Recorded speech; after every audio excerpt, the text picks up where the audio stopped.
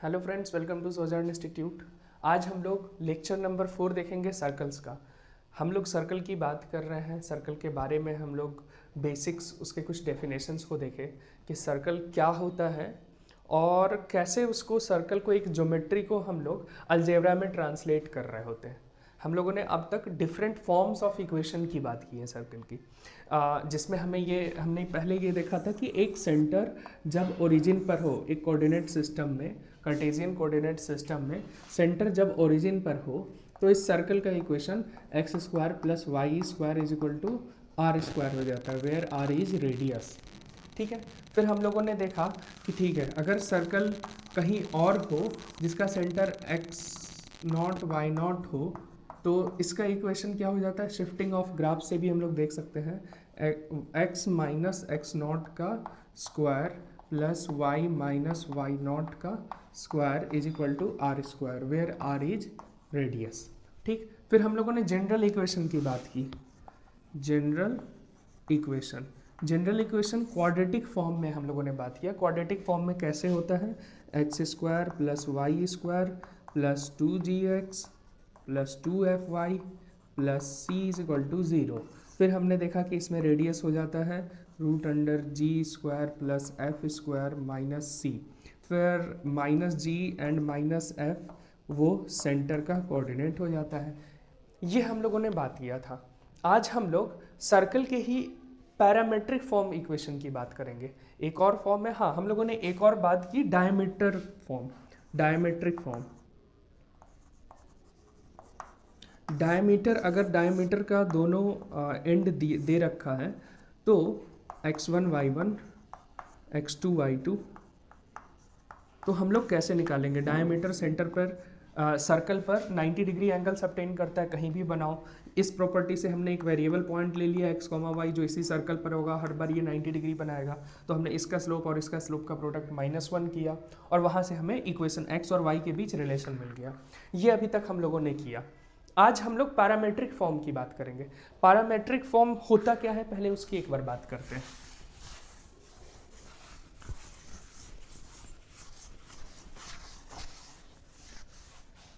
Parametric form की ज़रूरत, देखो, बेसिक अगर ज्योमेट्री की आप बात करो तो ज्योमेट्री की ज़रूरत आपको फिजिक्स में पड़ती है।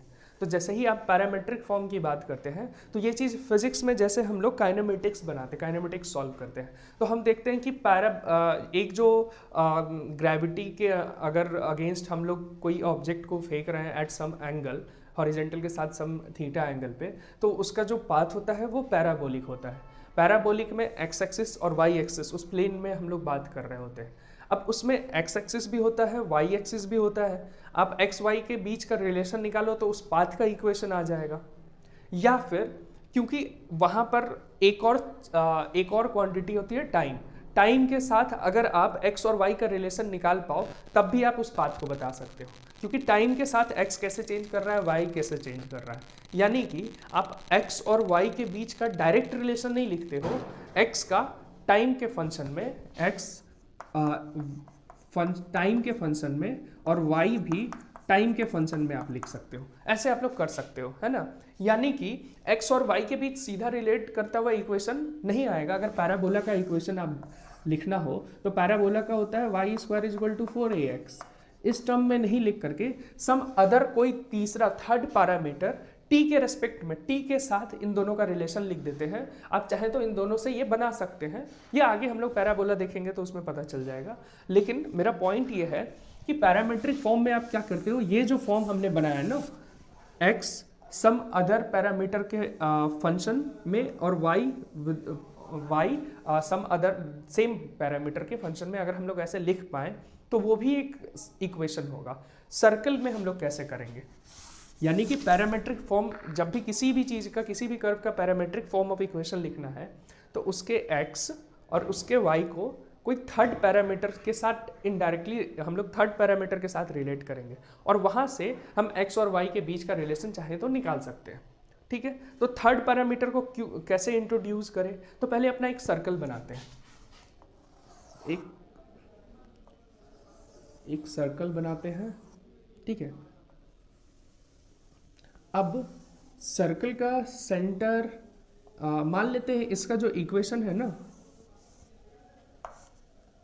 अभी इक्वेशन रहने देते हैं। मान लेते हैं रेडियस r है, ठीक है, और इसका सेंटर ओरिजिन है, ठीक है, ओरिजिन इसका सेंटर है।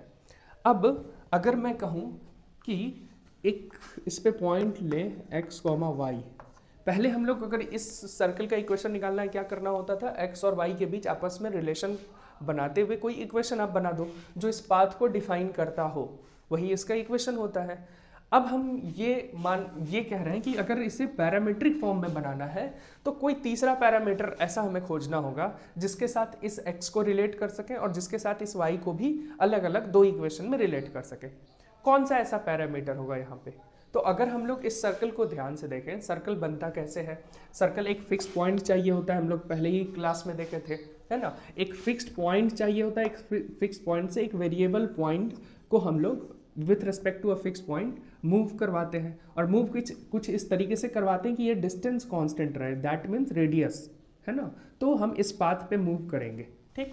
तो एक चीज़ तो पक्का है, यहाँ कांस्टेंट क्या है, रेडियस, ठीक है, रेडियस कांस्टेंट है, लेकिन चेंज क्या कर रहा है, तो हम लोग एक चीज़ देख सकते हैं, चेंज एक्सिस के साथ, ये जो एंगल है ना, एक्स एक्सिस के साथ बात करें, पॉजिटिव एक्स एक्सिस के साथ, नेगेटिव एक्स एक्सिस के साथ, वाई एक्सिस के साथ, किसी भी एक एक्सिस के साथ अगर हम के रेस्पेक्ट में बात करें तो थीटा एंगल चेंज कर रहा है बार बार। हम यहाँ जैसे ही पहुँचेंगे तो पहले ये थीटा एंगल था, अब कुछ और एंगल बन जाएगा, है ना, एंगल चेंज कर रहा है, यानी कि रेडियस कांस्टेंट है और थीटा चेंज कर रहा है।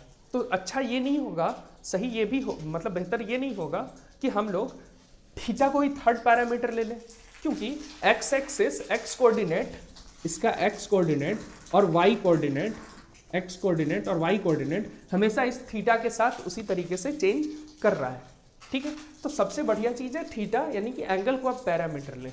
लेकिन क्वेश्चन ये कि आप एंगल थीटा किससे मेजर करें, किस लाइन के रेस्पेक्ट में, क्योंकि एक्स एक्सिस के साथ भी कुछ एंगल बन रहा होगा, वाई एक्सिस के साथ भी कुछ एंगल बन रहा होगा, है ना।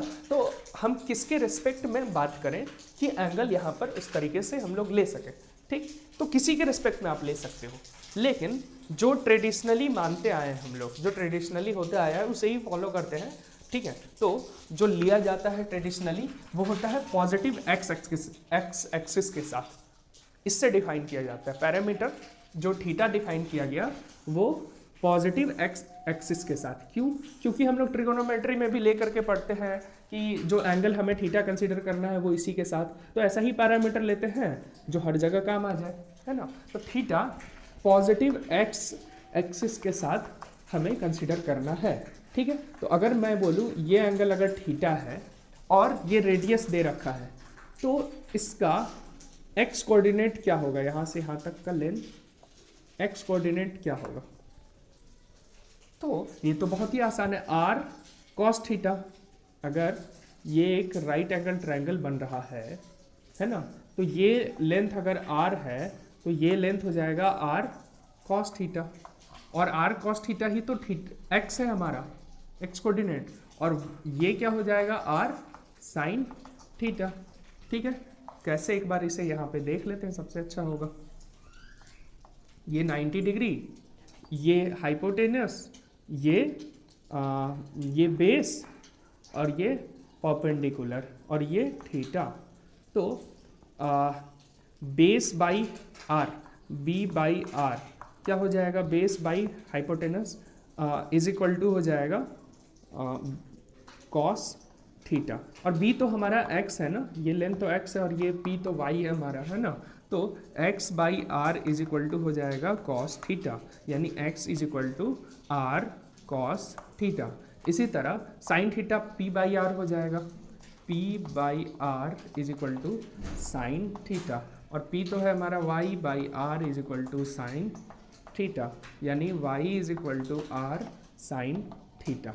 देखो x और y के बीच हमने रिलेशन निकाल लिया, यही पैरामेट्रिक फॉर्म है। यानी ये जो पेयर ऑफ इक्वेशन है, x is equal to r cos theta, y is equal to r sine theta, यही जो पेयर ऑफ इक्वेशन है, this pair of equation is parametric form of equation of circle, इसी को बोलते हैं parametric form.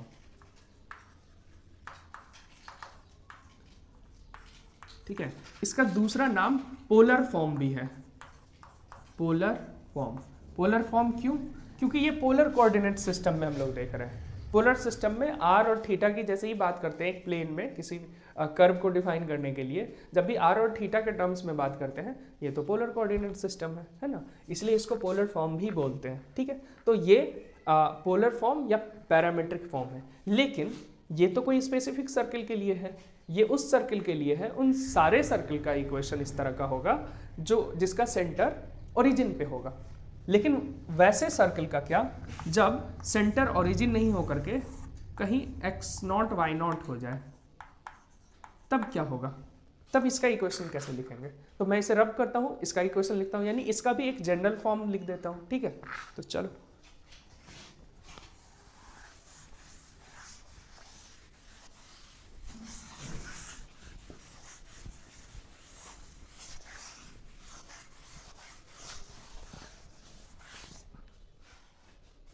अब ये देखो, अगर ये कहूँ मैं, ये एक सर्कल है जिसका सेंटर x0 y0 है, ठीक है, जिसका रेडियस r है, ठीक, तो मान लो ये y एक्सिस, ये x एक्सिस कहीं ऐसा रहा हो, है ना, यानी कि ये पॉइंट x0 है और इस पॉइंट का y0 है। ठीक है, और हमने कोई पॉइंट लिया है x, y, जिसके बीच हमें रिलेशन निकालना है r और थीटा के फॉर्म में। लेकिन थीटा यहाँ पर है क्या, थीटा क्या होगा? अब देखो थीटा क्या, हमने क्या लिया है, थीटा को हमने क्या डिफाइन किया है? थीटा है एंगल मेड बाय रेडियस, जो मूवेबल पॉइंट है उसका रेडियस एंड ये जो पॉइंट वेरी कर रहा है, कभी रेडियस यहाँ कभी रेडियस यहाँ, ये तो मूवेबल पॉइंट है, तो रेडियस एंड एक्स एक्सिस। अब एक्स एक्सिस तो यहाँ है एंड एक्स एक्सिस है ना, तो एक्स एक्सिस तो यहाँ है। अभी एंगल कैसे डिफाइन करना, या तो इस लाइन को आगे बढ़ा दो, यही एंगल होगा, या फिर इस लाइन को यहाँ पे एक्स एक्सिस के पैरेलल एक लाइन बना दो, दोनों सेम ही एंगल होगा क्योंकि पैरेलल लाइन है ये दोनों, है ना, ये एंगल सेम होगा, तो थीटा हमारा ये एंगल हुआ। ठीक है, यही तो एंगल है जो एक्स एक्सिस के साथ बन रहा है, यही एंगल तो थीटा होगा हमारा एक्स एक्सिस के साथ। ये रेडियस वाला लाइन कितना एंगल बना रहा है, तो थीटा एंगल बना रहा है। ठीक है, अब इसमें रिलेशन देखते हैं। ये लेंथ है r, तो ये क्या हो जाएगा, r cos थीटा, ये हो गया r cos थीटा, और ये लेंथ क्या हो जाएगा, r sin थीटा। ठीक है, अब इस लेंथ मतलब ये लेंथ और ये लेंथ तो सेम है, तो ये भी हो गया r cos थीटा, और यहाँ से यहाँ तक का लेंथ है x0, ये लेंथ है ना x0, और ये लेंथ है r cos थीटा। तो x ये है x कोऑर्डिनेट को दिखा रहा है ना, तो x is equal to x0 plus r cos theta, x is equal to x0 plus r cos theta, और y इज इक्वल टू यहाँ से यहाँ तक का लेंथ कितना है, यही तो लेंथ है y0, और यहाँ से यहाँ तक का लेंथ r sin थीटा, और ये तो y हमने ले रखा है, ये टोटल लेंथ तो y है ना, तो y is equal to y0 plus r sin theta, y is equal to y0 plus r sin theta, और यही तो इक्वेशन बन गया, पेयर ऑफ इक्वेशन। तो ये जो पेयर ऑफ इक्वेशन हुआ, ये भी पोलर फॉर्म बोलो या फिर पैरामेट्रिक फॉर्म। ठीक है, अब ये पोलर फॉर्म भी हो गया और पैरामेट्रिक फॉर्म भी हो गया, दोनों ही नाम आप बोल सकते हैं। और ठीक है, x और y के बीच हमने रिलेशन निकाल दिया, वेयर x0 और y0 क्या है, सेंटर का कोऑर्डिनेट है। ठीक है, r क्या है, रेडियस। ठीक है, इस तरीके से हम लोग देख सकते हैं कि हम लोग किसी भी उसमें हम लोग आसानी से निकाल सकते हैं, यही पैरामेट्रिक फॉर्म है। अब पैरामेट्रिक फॉर्म से अगर नॉर्मल इक्वेशन बनाना हुआ तो कैसे बनाएंगे, तो हमें इस थीटा को एलिमिनेट करना होगा, क्योंकि नॉर्मल इक्वेशन में एक्स और वाई को आपस में डायरेक्ट एक इक्वेशन से रिलेट करते हैं, वहाँ थीटा नहीं होता है, तो हमें क्या करना होगा, इस थीटा को एलिमिनेट करना होगा। दोनों इक्वेशन को कुछ इस तरीके से मिलाएं कि थीटा हमारा एलिमिनेट हो जाए। तो थीटा एलिमिनेट करने का सबसे अच्छा तरीका है कॉस थीटा है और ये साइन थीटा है ना। तो cos square theta plus sine square theta हमें पता है 1 होता है। तो बेहतर तरीका है इस इक्वेशन को ऐसे लिख देते हैं, आर कॉस थीटा अगर लिखें तो क्या हो जाएगा, एक्स नॉट इधर आ जाएगा, एक्स माइनस एक्स नॉट, और r sine theta is equal to y minus y naught, r sine theta is equal to y minus y naught. ठीक, ये दो इक्वेशन सेम ही इक्वेशन को हमने ऐसे लिखा है।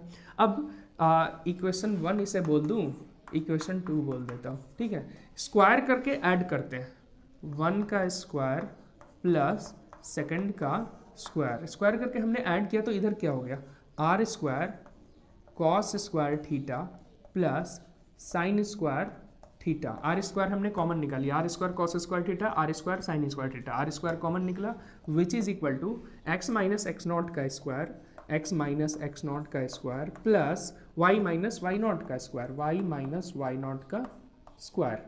और ये जो इक्वेशन बना इसको ध्यान से देखो, ये तो 1 हो गया, ये 1 हो गया, ये 1 हो गया, तो हमारे पास बचा क्या, r square is equal to x minus x naught का square plus y minus y naught का होल स्क्वायर। और यही तो इक्वेशन है जो पहले क्लास में हम लोग पढ़े थे, यही इक्वेशन था ना जिसका centre x naught y naught है। अगर सेंटर ओरिजिन हो जाए तो यही एक्स नॉट वाई नॉट 0 0 हो जाएगा और इक्वेशन बन जाएगा एक्स नॉट और वाई नॉट अगर ओरिजिन हो जाए 0 0 हो जाए तो इक्वेशन क्या बनेगा, x square plus y square, r square is equal to x square plus y square. और यही तो इक्वेशन होता है ओरिजिन वाले सर्कल का। ठीक है, तो इस तरीके से हम लोग देख सकते हैं कि ये है parametric form of equation of circle. ठीक है, तो आज के क्लास में इतना ही दोस्तों, मिलते हैं अगले क्लास में, शुक्रिया।